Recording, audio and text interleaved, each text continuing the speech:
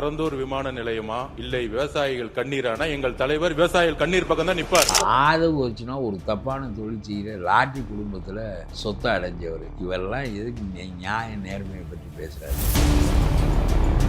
MLA என்பதனால் எதையும் சோதனையெல்லாம் அவர் செய்ய முடியாது. திமுக காலத்தில் ஒரு எம்எல்ஏ இது மாதிரி அத்துமீறி நடந்து கொண்டால் வழக்கே பதிவு செய்ய மாட்டார். இப்பொழுது பதிவு செய்து அதை விட்டு விடுகிறார். ரெண்டுக்கு என்ன வேறுபாடு இருக்கு? உதயநிதி ஏதோ பேசிவிட்டார் நடிகையை சம்பந்தப்படுத்தி என்று சொல்லி அவரை கைது செய்வதற்கு போகிறாய். அவர் என்ன அப்படி குற்றம் செய்து விட்டார் நீ கூட்டிக் கொண்டு வருவதற்கு என்று சொல்கிறேன். வாயால் பேசுவதெல்லாம் பெரிய குற்றமா? கிரிமினல் குற்றமா? அவங்களோட கட்சிக்காரங்களாம் என்ன சொல்றாங்கன்னா, விஜய் அவர்கள் 2029 இல்லைன்னா அதுக்கப்புறமா இந்த வெட்டி பிரதமரா பதில் கேட்பேன். பிரைம் மினிஸ்டரா வருவாருங்கிறேன். அப்புறம் இன்னொருத்தன் சொல்றேன் ட்ரம்ப் அடுத்த தடவை காலி ஆயிடுவாரு, எங்க ஆள் போயிடுவாருங்கிறேன். இதெல்லாம் பெரிதும் அந்த இடத்திற்கெல்லாம் அவர் கடைசியாக ஒன்று சொல்வார், கடவுள் அந்த இடத்திலிருந்து இறக்கி விடப்படுவார், விஜய் அந்த இடத்துல அமர்வார் கூட சொல்லுவார். இவன் முட்டாள்கள். திமுகல புதுசாக சில ரூல்ஸ் கொண்டு வந்து, விதிமுறைகள் கொண்டு வந்து என்ன காரியத்தை செய்ய நினைக்கிறாய் என்றால், தோற்றதற்கு இளைய ரத்தம் புதிய ரத்தம் பாய்ச்சாதுதான் காரணம் என்பது போல ஒரு கருத்தை உண்டாக்க நினைக்கிறாய். அதான் உண்மை. அது அப்படிதான் நீ நினைக்கிற. அதனாலதான் நான் உனக்கும் சேர்த்து தான் பாடம் படிக்கிறேன். அரசியல் என்பது தொண்டு செய்வதற்கான கடமை தவிர நீ பொறுக்கி தின்பதற்கான கடமை இல்லை என்பது அவனை கற்பிக்க வேண்டும். கண்ட்ரோல்ல தான் இன்னைக்கு திமுகவே இருக்குன்னு சொல்றாங்க. அதான் தப்புன்னு சொல்றேன். எதுக்கு நீ உன் மகன் யார் வேலை செய்கிறார்களோ அவர்கள் தலைமையை அடையட்டும் என்று சொல்லி விடு. அப்புறம் உன் மகனை காப்பாற்றிக்கிறதுக்கும் உன் தங்கச்சியை காப்பாற்றிக்கிறதுக்கும் மட்டும் வாரிசு உரிமை வேண்டும், மற்றவற்றுக்கெல்லாம் கொள்கை வேண்டுமா?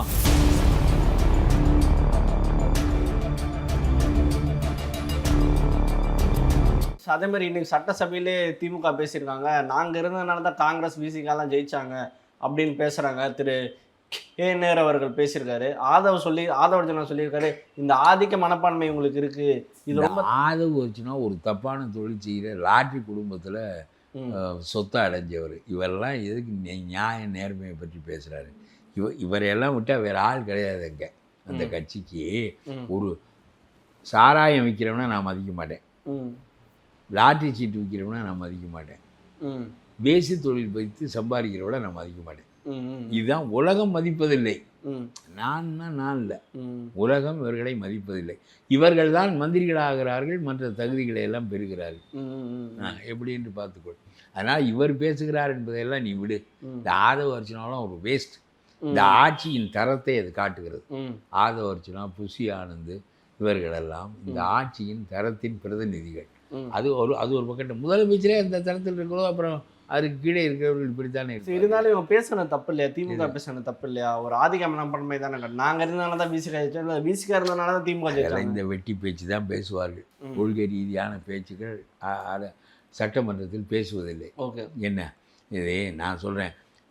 மேட்டூர் அணையில் தூர்வாருவதற்கு 3000 கோடி வேண்டும். தூர்வாரினால் 30 TMC தண்ணீர் கூடுதலாக கொள்ளும். திமுக அரசு அதற்கு பணம் இல்லை என்று சொல்லி செய்யவில்லை.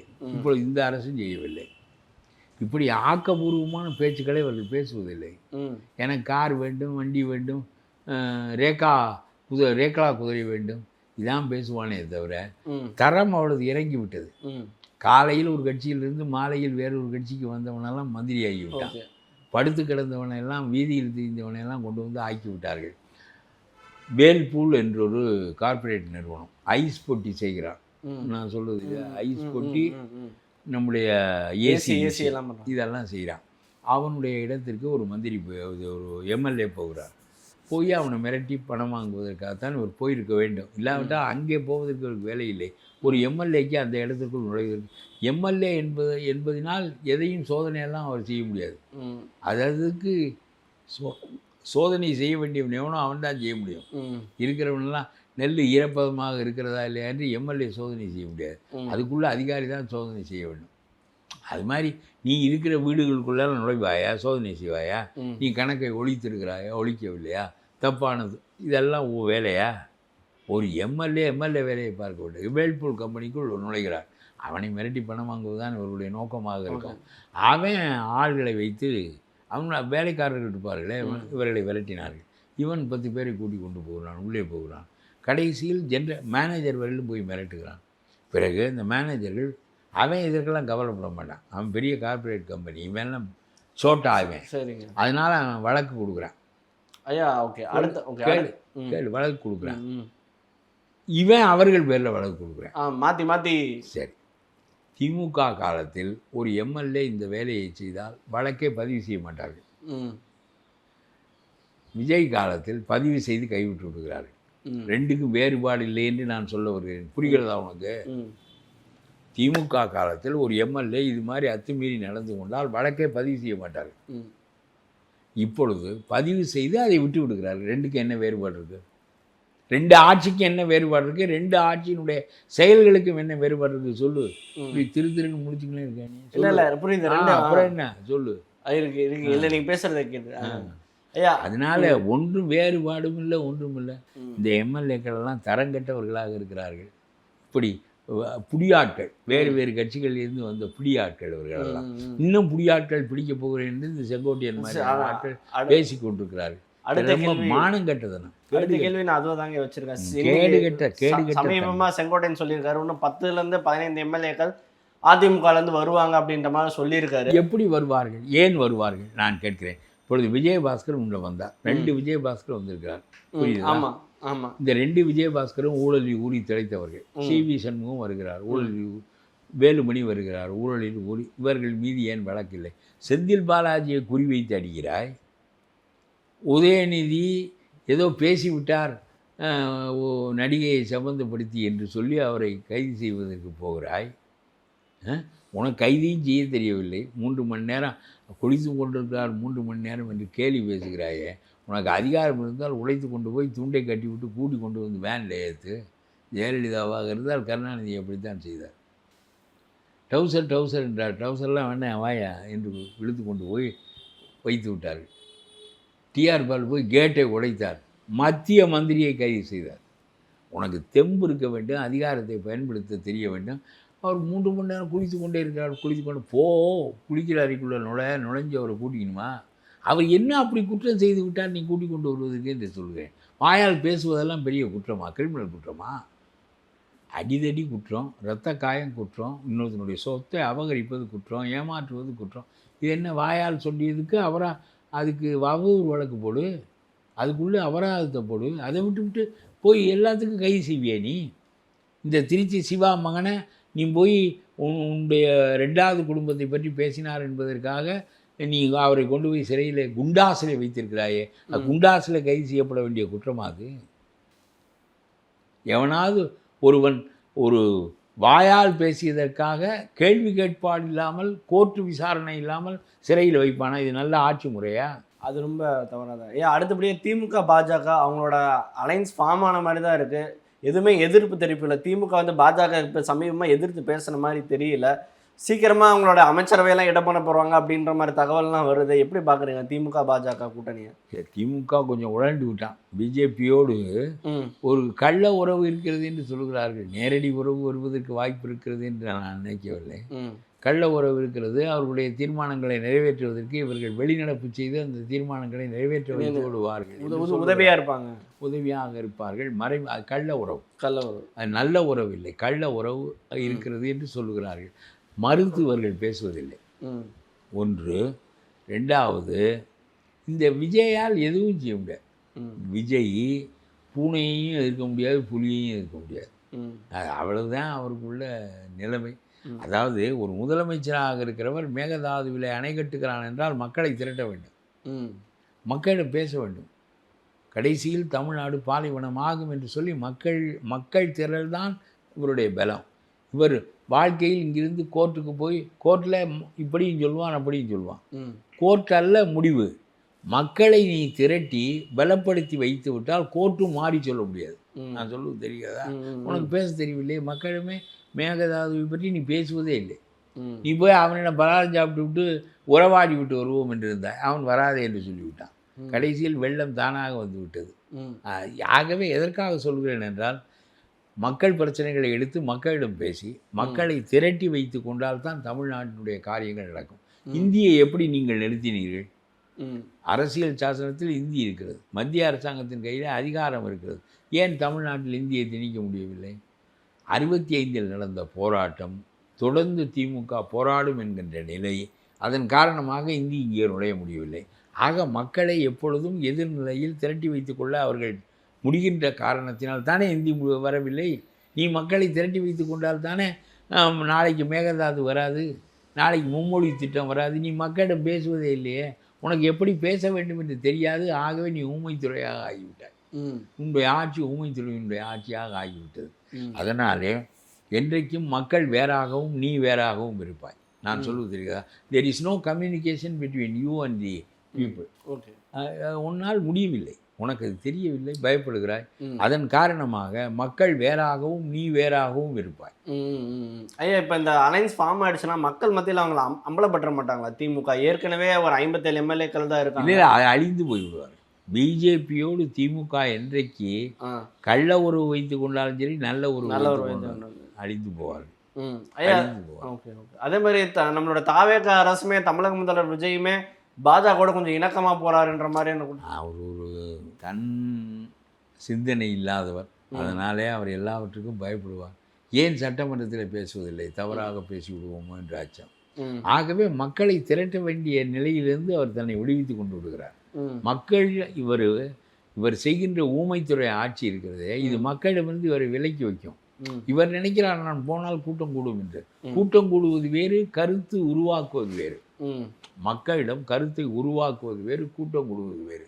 சும்மா கூட்டம் வெட்டி கூட்டமாக திரளும்.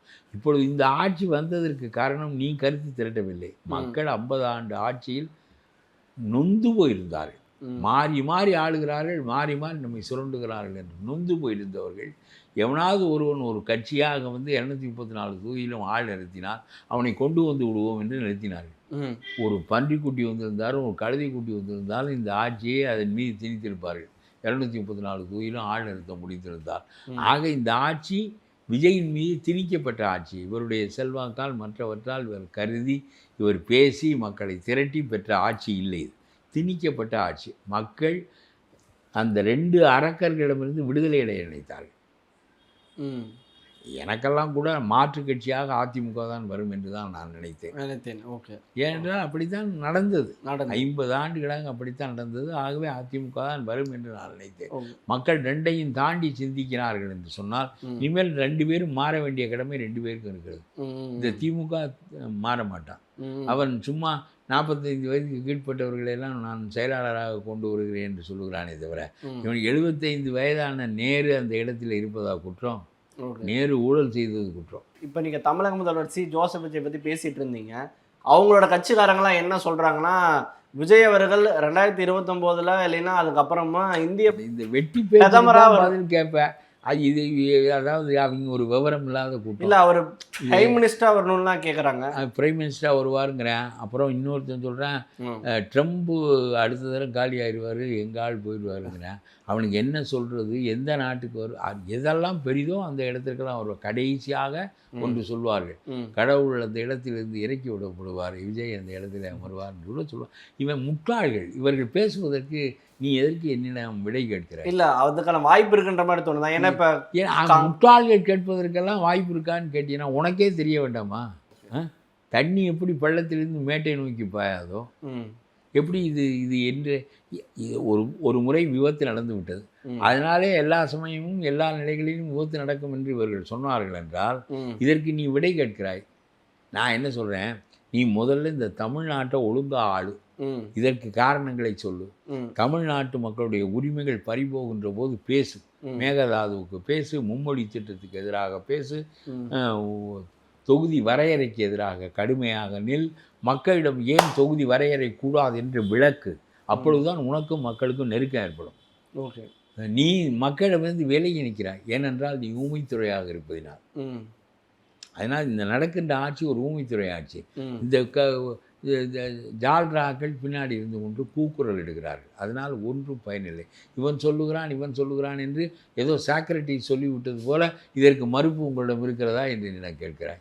அவன் என்ன சாக்ரட்டிஸா அந்த சட்டமன்றத்தில் இருக்கிறவெல்லாம்? இவன் சொன்னதுக்கு ஒரு பதில் கேட்கிறாயே, இது என்ன கேள்வி என்று கேட்கிறேன். அதனால் இது முதல்ல ஒழுங்காக ஆளு. மக்களோடு உறவுகள், மக்களுடைய பிரச்சனைகளை பேசு, மக்களை திரட்டு, மக்களோடு நெருக்கமாக இருக்கு. பிறகு மற்றவற்றை பார்ப்போம். அடுத்து மிக முக்கியமான கேள்வினா, திமுகல புதுசாக சில ரூல்ஸ் கொண்டு வந்து விதிமுறைகள் கொண்டு வந்து எல்லாம் பயனில்லை. இவன் வந்து பிரச்சனையை திசை திருப்புவதற்காக சொல்கிறேன். நான் சொல்கிறேன், நேரு செய்கின்ற காரியத்தை அந்த ஊரில் உள்ள ஒரு இளைஞனால் செய்ய முடியாது.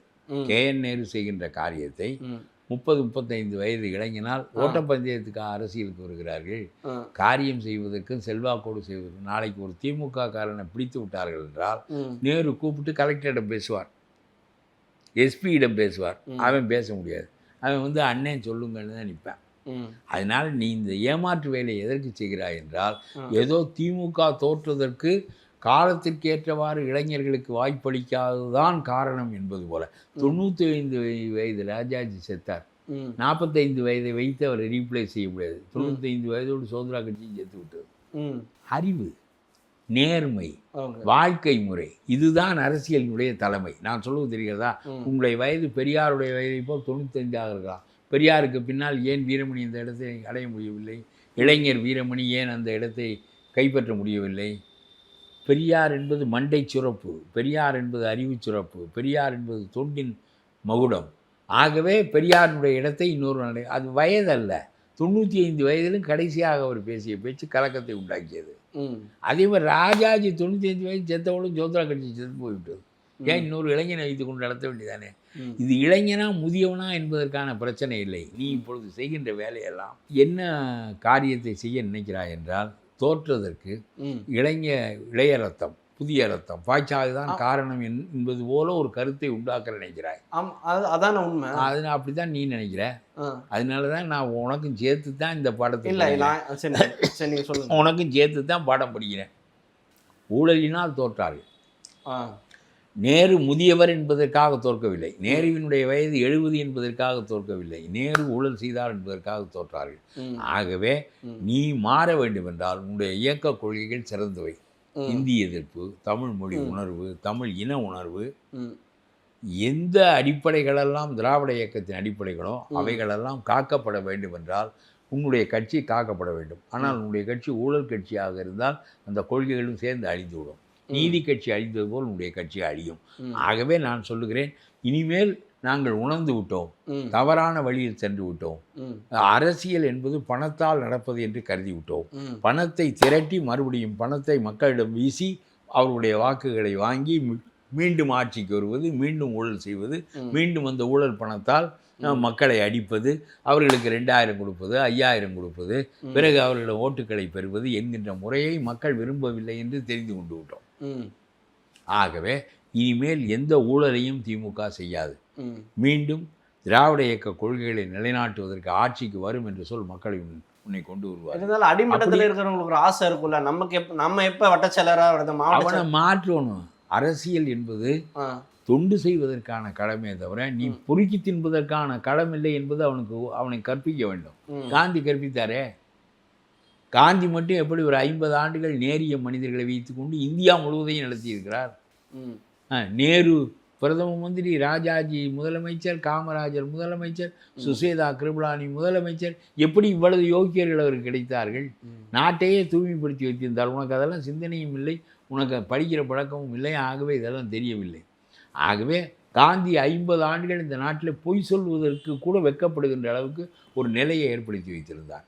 அதுபோல் நீ நாட்டை உன்னுடைய தொண்டரிடம் சொல். பணம் அடிப்பது என்றால் திமுகவில் இனிமேல் இடமில்லை. ஊழல் என்றால் அதற்கு இடமில்லை. நம்முடைய கொள்கைகள் காக்கப்பட வேண்டும் என்பதற்காக திமுக மீண்டும் தன்னை கழுவிக்கொண்டு, நான் சொல்லுவது புரியுதா, நம்மை கழுவிக்கொண்டு தூய்மைப்படுத்தி கொண்டு திமுக களம் இறங்குகிறது என்று சொல். முதல்ல உன் மகனை வாரிசு அடிப்படையில் கொண்டு வருவதை தூக்கிவிடு. அவர் என்ன பண்ண உதயநிதி கண்ட்ரோலில் தான் இன்னைக்கு திமுகவே இருக்குன்னு சொல்கிறாங்க. அதான் தப்புன்னு சொல்கிறேன். எதுக்கு நீ உன் மகன் யார் வேலை செய்கிறார்களோ அவர்கள் தலைமையை அடையட்டும் என்று சொல்லி விடு. அப்புறம் உன் மகனை காப்பாற்றிக்கிறதுக்கும் உன் தங்கச்சியை காப்பாற்றிக்கிறதுக்கும் மட்டும் வாரிசு உரிமை வேண்டும், மற்றவற்றுக்கெல்லாம் கொள்கை வேண்டுமா? அதெல்லாம் செய்யாத. நீ முதல்ல செஞ்ச தவறை ஒப்புக்கொள். ஊழலிலிருந்து திமுக விடுபடும் என்று சொல். மக்கள் உன்னை திரும்பி பார்ப்பார்கள். செய்த தவறை உணர்ந்து விட்டால் அந்த மனிதன் மன்னிக்கப்படுவான். அழுக்கு சேர்ந்ததினால் தப்பில்லை. அழுக்கு கழுவு. உயிரின் மீது படிந்த அழுக்கு நன்றாக கழுவி இந்த ஊழலிலிருந்து விடுபட்டு நாங்கள் இனிமேல் இளைஞனாக இருந்தாலும் சரி, முதியவனாக இருந்தாலும் சரி, ஊழலற்ற ஆட்சியை நடத்துவோம் என்று சொல். ஊழல் பெருத்த மனிதர்களை எல்லாம் வெளியே தள்ளு. என்ன, எவனெல்லாம் ஊழல் இல்லை என்று ஒப்புக்கொண்டு வருகிறானோ அவனை மட்டும் கட்சியில் வைத்துக்கொள். இந்த மாறுதலுக்கு பிறகு நீ ஆட்சிக்கு வருவாய், இல்லாவிட்டால் வரவே மாட்டேன். இன்னொரு கேள்வியும் இருக்குல்ல, ஸ்டாலினுக்கு இப்போ 70 இயர்ஸ் மேலே ஆயிடுச்சு. இப்போ அவர் அதுவாங்க குற்றம். இது அதாவது காரணமல்லாத காரணத்தை சொன்னால் அதன் மீது கேள்வி எழுப்புகிறேன். அவருக்கு 90 வயசான ராஜாஜி 95 வயதில் இந்த நாட்டுக்கு அவருடைய அறிவு போய் சேர்ந்தது, நாட்டை மாற்றி அமைத்தது. உனக்கு எனக்கு இந்த வயது, நீ ஓட்டப்பந்தயத்துக்கு தான் உனக்கு 20 வயசு வேணும், 75 வயது. அப்போ திமுக நேர்மை வேண்டும். உனக்கு வயது அல்ல தடை. நீ வயது அடிப்படையில் திமுகவை புதுப்பிக்க நினைக்கிறாய். வயது அடிப்படையில் அல்ல, நேர்மை அடிப்படையில், அறிவு அடிப்படையில், தொண்டு மனப்பான்மை அடிப்படையில். அவர்கள்தான் பதவிக்கு வர வேண்டும், அவர்கள்தான் கட்சியை நடத்த வேண்டும், அவர்கள்தான் நாடாள வேண்டும் என்று சொல். நாடு மாறுகிறதா இல்லையா என்று பார். நீ ஆட்சிக்கு வருகிறாயா இல்லையா பார். அப்புறம் ஊழலை பொத்தி வைத்துக் கொள்வாய், உன் தம்பியை மகனை கொண்டு வருவாய், உங்கள் அக்காளை கொண்டு வருவாய், இவர்களையெல்லாம் வைத்துக்கொண்டு குடும்ப ஆட்சி நடத்துவாய். மறுபடியும் 25 வயது இளைஞர்களை போட்டால் ஓடி ஆடி வேலை செய்வார்கள் என்றால் கொடி தான் நாட்டுவான், கொடி கட்டுவான், போஸ்டர் ஒட்டுவான், வேற என்ன செய்வான்? உம்பிட்டு ஊழல் ஆட்சி தானே மறுபடியும் நடக்கும். மறுபடியும் திருப்பி வந்தால் மறுபடியும் அதே ஊழல் ஆட்சி தானே நடக்கும். பிறகு உன்னை வரவிட மாட்டார்கள் அவர்கள். சரி போதும் விடு.